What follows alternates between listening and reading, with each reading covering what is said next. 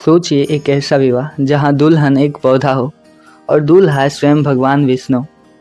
क्या आप जानते हैं कि इस विवाह के पीछे छिपी एक ऐसी कथा जिसमें प्रेम भी है, त्याग भी और एक श्राप भी। आज हम आपको बताने वाले हैं 2025 में तुलसी विवाह कब है, कैसे मनाया जाता है और आखिर क्यों भगवान विष्णु ने एक पौधे से विवाह किया। कहानी के अंत में मिलेगा एक ऐसा आध्यात्मिक रहस्य जो आपके मन को छू जाएगा, तो बने रहिए वीडियो के अंत तक। तुलसी, जिसे हिंदू धर्म में देवी लक्ष्मी का रूप माना जाता है, हर घर के आंगन में खड़ी एक हरियाली केवल एक पौधा नहीं बल्कि भक्ति, पवित्रता और समृद्धि का प्रतीक है। हर साल कार्तिक मास के शुक्ल पक्ष की द्वादशी तिथि को भगवान विष्णु का विवाह देवी तुलसी से संपन्न होता है।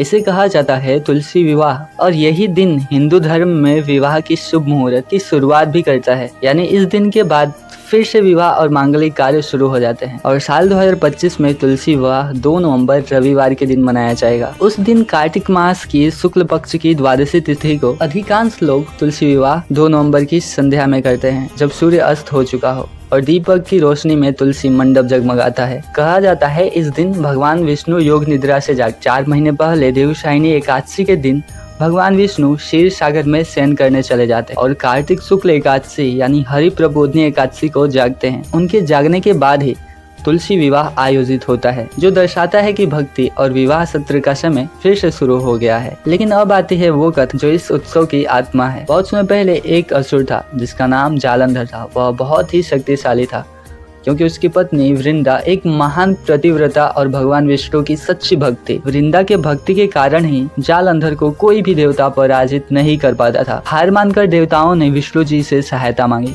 तब विष्णु जी ने जालंधर का वध करने का उपाय खोजा। एक दिन विष्णु जी ने जालंधर का रूप धारण कर वृंदा की भक्ति की परीक्षा ली। वृंदा जब सच जान गई, उन्होंने क्रोधित होकर विष्णु जी को श्राप दिया, हे प्रभु, आपने मेरे पतिव्रता धर्म को तोड़ा है, इसलिए आप पत्थर के समान निर्जीव बन जाए। श्राप सत्य हुआ और विष्णु जी शालिग्राम शिला बन गए। परंतु जैसे ही वृंदा ने देह त्यागा, वह तुलसी के रूप में उत्पन्न हुई, जो आज हर आंगन में पूजी जाती हैं। विष्णु जी ने वचन दिया, हे वृंदा, तुम्हारे बिना मेरा पूजन अधूरा होगा। हर साल मैं तुम्हारे साथ विवाह करूंगा ताकि संसार तुम्हारे नाम को सदा याद रखे। और तब से ही तुलसी विवाह की परंपरा आरंभ हुई। इस दिन घरों में तुलसी का मंडप सजाया जाता है। तुलसी माता को दुल्हन की तरह सजाया जाता है। उसमें शामिल होते हैं लाल साड़ी, चूड़ी, चुनरी और आभूषण से उनको एकदम दुल्हन के जैसे तैयार किया जाता है। और शालिग्राम या भगवान विष्णु की प्रतिमा को दूल्हा बनाया जाता है। फिर तुलसी और विष्णु की मूर्ति के बीच पवित्र धागे से विवाह कराया जाता है। आरती गाई जाती है, मिठाई और फल चढ़ाए जाते हैं और परिवार के लोग एक दूसरे को बधाई देते हैं। शास्त्रों में कहा गया है, जहाँ तुलसी माता का वास है वहाँ लक्ष्मी और विष्णु का आशीर्वाद सदा बना रहता है।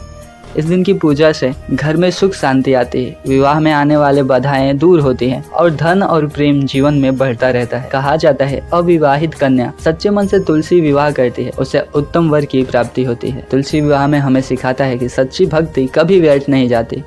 वृंदा का प्रेम और समर्पण इतना गहरा था कि मृत्यु के बाद भी उन्हें देवत्व प्राप्त हुआ। इसलिए जब आप तुलसी के आगे दीप जलाएं तो केवल पूजा न करें बल्कि उनके त्याग, उनके भक्ति को याद करें, जिसने एक साधारण नारी को देवी बना दिया।